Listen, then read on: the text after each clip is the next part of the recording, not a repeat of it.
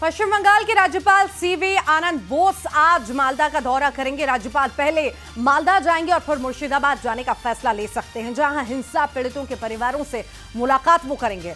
तो वहीं ममता बनर्जी ने राज्यपाल से मुर्शिदाबाद नहीं जाने की अपील भी की है, जिसके जवाब में सीवी आनंद बोस ने कहा कि वो खुद मुर्शिदाबाद जाकर वहां की हकीकत देखेंगे।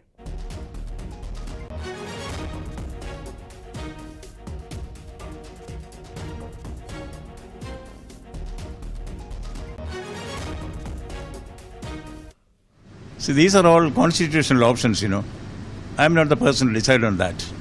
Sir, Human Rights Commission and Women Commission are also coming Mushidabad to investigate the incident. They are doing their job. And West Bengal police also formed a 9-member seat to investigate the investigation. See, any attempt to bring out the truth is welcome. So will you visit Mushidabad? I will. Murshidabad हिंसा को लेकर CM Mamata Banerjee ने बड़ा दावा करते हुए कहा कि बाहरी लोगों ने बंगाल में हमला किया।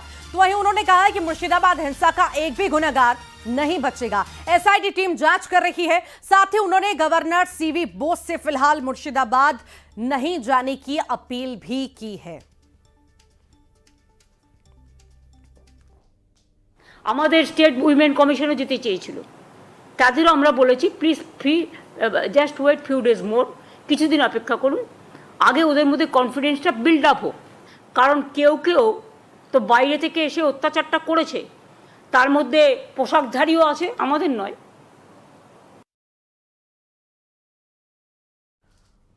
मुर्शिदाबाद हिंसा पर जहां वीएचपी नेता विनोद बंसल ने केंद्र से बंगाल में राष्ट्रपति शासन लगाने की मांग की, तो वहीं बीजेपी नेता राधा मोहन दास अग्रवाल ने ममता सरकार पर निशाना भी साधा। शासन व्यवस्था भंग हो चुकी है। वहाँ की जो मुख्यमंत्री हैं वो तो सीधा सीधा जो जिहादियों के पैरोकार हैं, जिहादियों के जो गुर्गे हैं और जिहादियों के जो पालनहार हैं, इमाम, मुअज्जिम, मौलाना, उन सब की सभा करके और उनको कहती हैं कि आप वायलेंस कंट्रोल करिए।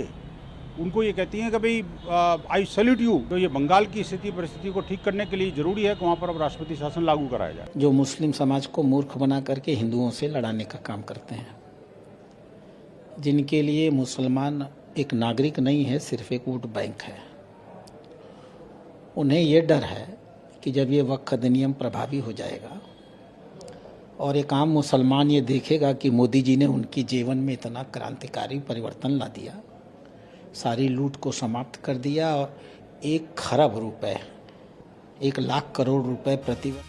ग्वालियर में पुलिस ने छापामार कार्रवाई की है, जहां पर जमीन में दबी हुई कच्ची शराब मिली है। मौके से 560 लीटर कच्ची शराब बरामद की गई। शराब बनाने वाली भट्टियां भी मिली हैं। 2500 लीटर गुड़लहान जो है नष्ट किया गया है।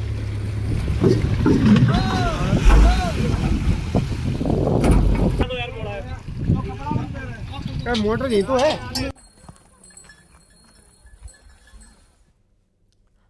बलरामपुर से बड़ी खबर है। 8 सालों के डकैती के मामले में फरार आरोपी को गिरफ्तार कर लिया गया है। उत्तर प्रदेश के फतेहपुर से आरोपी की गिरफ्तारी हुई है। यह भी बता दें कि पीटीएल कंपनी के साइट से लाखों के तार पार किए थे।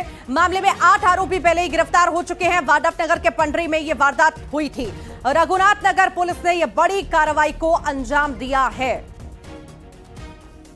8 सालों से डकैती के मामले में यह फरार चल रहा था आरोपी, अब जाकर के गिरफ्तारी हुई है। यूपी के फतेहपुर से इसकी गिरफ्तारी हुई है।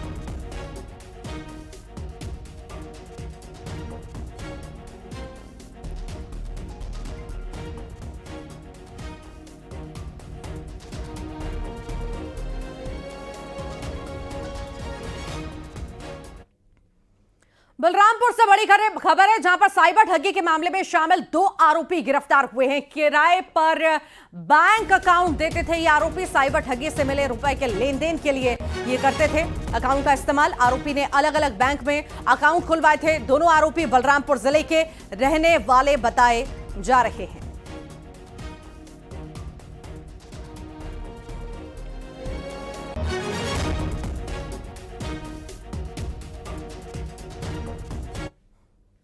लाउडस्पीकर को लेकर दिल्ली में यूपी की तर्ज पर आदेश जारी किया गया है। दिल्ली पुलिस ने लाउडस्पीकर को लेकर निर्देश भी दिए हैं कि किसी भी धार्मिक स्थल पर अब तय मानकों से तेज लाउडस्पीकर नहीं बजेगा और इसके अलावा बिना पुलिस की परमिशन के किसी भी जगह लाउडस्पीकर नहीं लगाया जा सकेगा।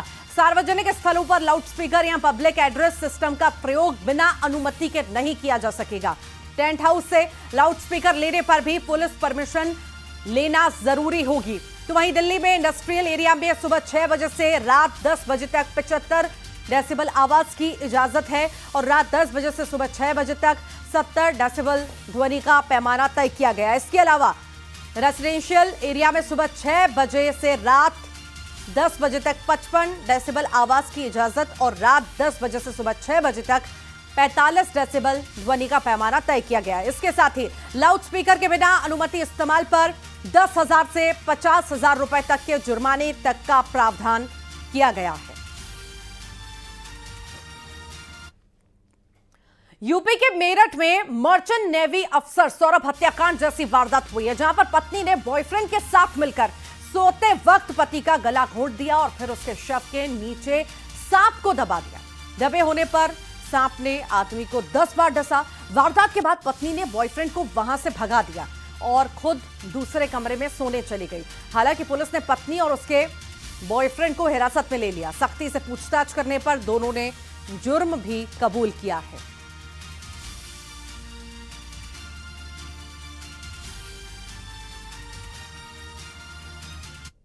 हो गई है। अस्पताल से थाना बैतुम्मा में पुलिस को मेमो प्राप्त हुआ।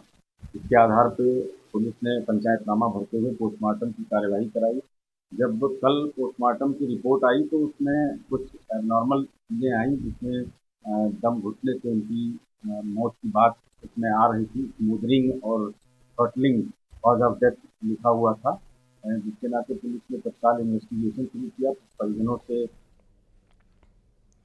गूगल को अमेरिका में बड़ा कानूनी झटका लगाया। अमेरिका की एक संघीय अदालत ने गुरुवार को फैसला सुनाते हुए कहा कि गूगल ने ऑनलाइन विज्ञापन कारोबार में अपनी ताकत का गलत इस्तेमाल किया। कोर्ट ने इसे प्रतिस्पर्धा विरोधी कानून का उल्लंघन माना। यह मामला अमेरिकी सरकार और 8 राज्यों की तरफ से 2023 में दायर एक मुकदमे से जुड़ा है। इसमें आरोप था कि गूगल ने डिजिटल एड टेक्नोलॉजी में अपना एकाधिकार बनाने के लिए ऐसी नीतियां अपनाई हैं जिससे बाकी कंपनियां प्रतिस्पर्धा से बाहर हो गईं। अमेरिका की कोर्ट ने गूगल को डिजिटल विज्ञापन बाजार में एकाधिकार के लिए दोषी ठहराया। और इसी के साथ ही मेरा गांव मेरा प्रदेश में आज के लिए इतना ही। नमस्कार।